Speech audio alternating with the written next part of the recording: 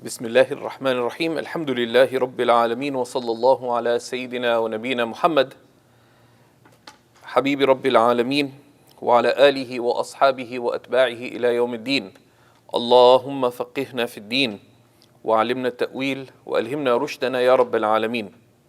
Alhamdulillah, we are beginning today with lesson 1 of the essentials of Islamic beliefs. And in this class, we are covering a classical primer on Islamic beliefs, the Kharida Al-Bahiyya of Imam Ahmad Al-Dardir. And this is part of the step 1 essentials certificate as well. Right? We look at what are the essential beliefs that a believer must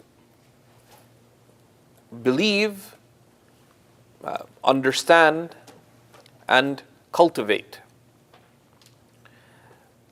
And we'll be covering this text over 12 lessons. In lesson 1, we're going to begin by looking at what is the subject and its significance, the subject of the science of Islamic beliefs. We're also going to look at just a little bit about the author and the text, so we can appreciate what it is that we are covering. And then we're going to be looking at the author's opening, the first 8 lines of his text. And we'll answer the question, why is it in a poem form, at least in the Arabic? And the author begins with the basmala, in the name of Allah. And shockingly, most of us never think about what the basmala, what Bismillahir Rahmanir Rahim means, and how we say the basmala, and what is the intent behind and purpose behind saying the basmala. And then we'll be looking at the author beginning with the praise of Allah Most High and the blessings on the Prophet Sallallahu Alaihi Wasallam. And again, we'll just look very briefly at what does it mean to praise Allah, just very briefly. And when we say, for example, Sallallahu Alaihi Wasallam, or Allahumma salli ala Sayyidina Muhammadin wa alihi wa sallim, what does salah, blessings, mean? And what does salam, peace, mean? Right? So that's important, because this is from the sunnah of beginning anything of significance. But it is also from the sunnahs related to our dua. We begin our dua with praise of Allah and sending blessings on the Prophet ﷺ. We close important things with sending blessings on the Prophet ﷺ and praise of Allah. So what does it mean? And that's important. And it, of course, will also highlight how our religion is a religion of depth. Right? It's not a religion of mere rituals. Right? The rituals of Islam are meaningful rituals. Right? They're full of meaning. Now, if you just perform the ritual, the act of doing the action does convey a certain meaning. The fact that you did it means that you have some concern, and that does not go unrewarded. But the one who does it with sincerity, with understanding, with depth of understanding, the same action is incomparably better.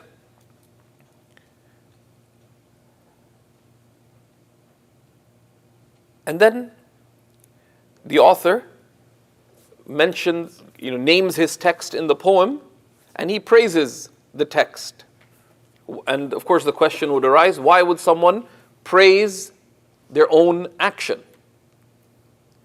And we'll look at that.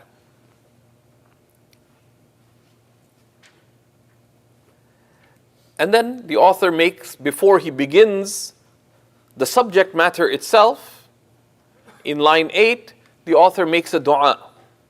وَاللَّهَ أَرْجُو فِي الْقَبُولِ نَافِعًا بِهَا مُرِيدًا فِي الثَّوَابِ طَامِعًا. And it is Allah I ask for acceptance.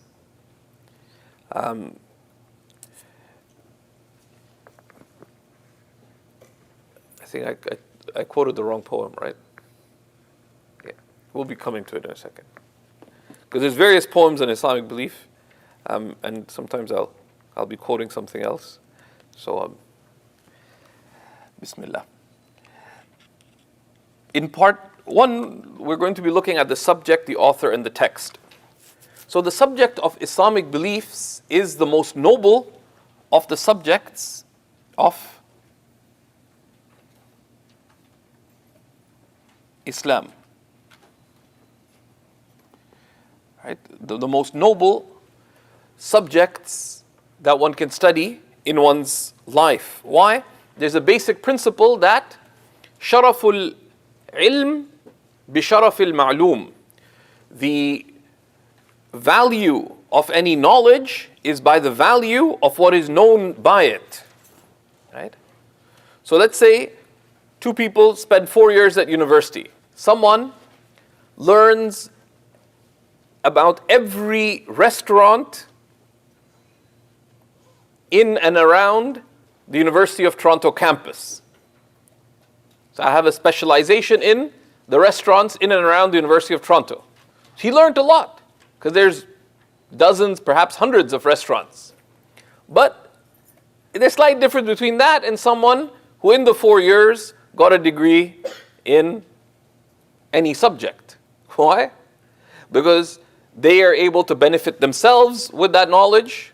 Hopefully, if it were beneficial knowledge, it would benefit you, and it would be of benefit to others. Now, if you consider the subject matter of the science of Islamic beliefs, which is belief in Allah, there is no subject that is of greater consequence.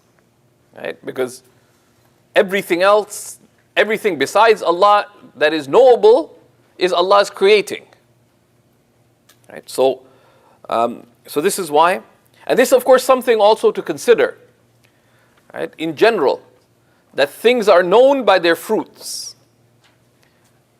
Right? And one should ask that question of oneself.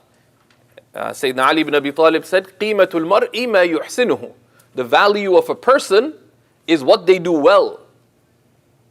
The value of a person is what they do well. And one should ask oneself a question, what do I do well? Right? What do I know? Okay. Which is why Sayyidina Ali ibn Abi Talib himself said, I could describe to you the pathways of paradise better than any of you can describe the pathways of Medina. Right? Right? Because if you want to know about something, someone said, I can show you everything about downtown Toronto. But could you tell me a little bit about paradise?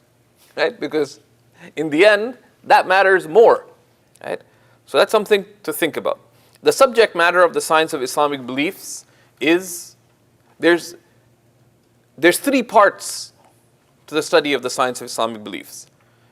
It is about Allah, and that's the central subject. And it's about the prophets, because Allah sent prophets to His creation to tell His creation about their Lord, Allah, and to tell them about what their Lord is calling them to, guidance.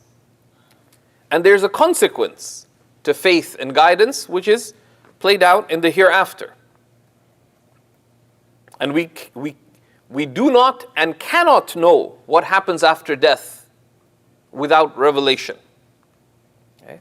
Because once one dies, the soul enters into another realm. Right? The realm of the afterlife, or the interworld, the barzakh. And we'll be looking at that. So that's the subject. And the study of that subject has a purpose, which is to know what is necessary, what is possible, and what is absurd for Allah. Absurd meaning impossible. Right? It's something that is irrational to affirm. So the necessary, such as Allah's attributes, the possible, such as doing anything that is possible or not to do it. Right? So those of you wondering, for example, I made dua for Spain, but they lost. Right? Right? the where does getting what you wanted fall under what is necessary and impossible for Allah. And the absurd, such as there being a partner with God. And likewise for His prophets. There are certain attributes that are necessary for prophets. And we'll be looking at those. Certain attributes that are possible for prophets. Attributes that are necessary for prophets, which are summarized in 4 principles. There's 4 things that are necessary for prophets. And we'll be looking at them. That they be true and trustworthy. That they convey the message that they're commanded to convey, and that they be individuals of great intelligence. There's things that are possible for prophets, such as those human qualities that don't affect their rank as prophets. Prophets get sick. Prophets are sent difficulties, etc. And there's things that are absurd for prophets. Prophets do not lie. Prophets do not cheat. Prophets are not foolish. And the matters of transmitted beliefs and their details. And then, why do we study Islamic beliefs? It's to know, but also to understand the key details, right? Because superficial knowledge may be sufficient, but it is not satisfying for the thinking mind. Anyone who thinks would want to know more, to understand. Right? Like Sayyidina Ibrahim, when he asked for proof of God's creating, he is asked that, do you not believe? He said, indeed I do, but in order for my heart to be satisfied, to be at rest. So to understand the details of sound beliefs, what we believe, its details, but also if someone thinks, which is not always a sound assumption in our times, a lot of people emote rather than think. That can't be right. Hold on. Is that thinking or is that feeling? Oh, doesn't make sense to me. It doesn't make sense to your mind, or doesn't make sense to something around your stomach, like your gut or something, right? Some people just like, that's outrageous. Okay, why is it outrageous? Because, right? But if someone's trying to think, there are first principles of sound thinking. Right? What does it mean to know something? How do we know? How do we say something is necessary? How do we say something? What does it mean that something is necessary?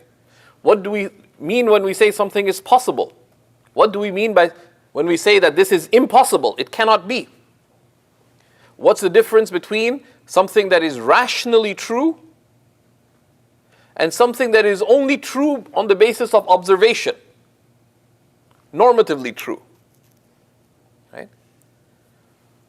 And one thinker who I don't necessarily recommend, but he calls it, it's like the black swan fallacy.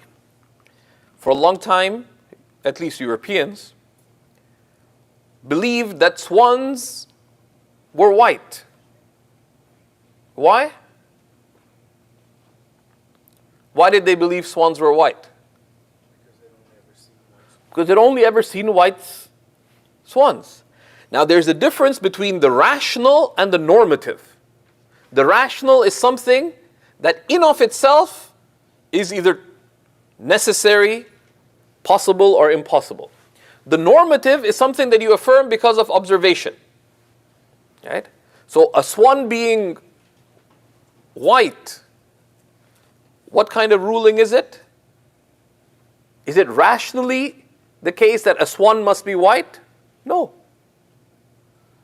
It's only based on the basis of observation.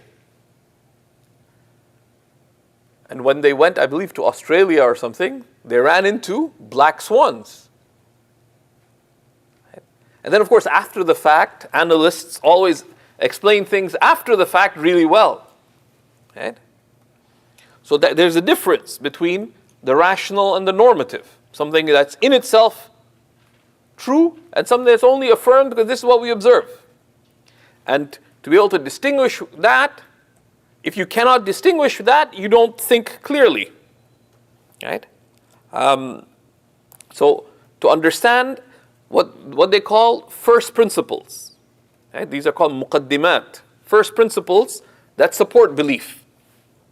And we'll be looking at some of those next week.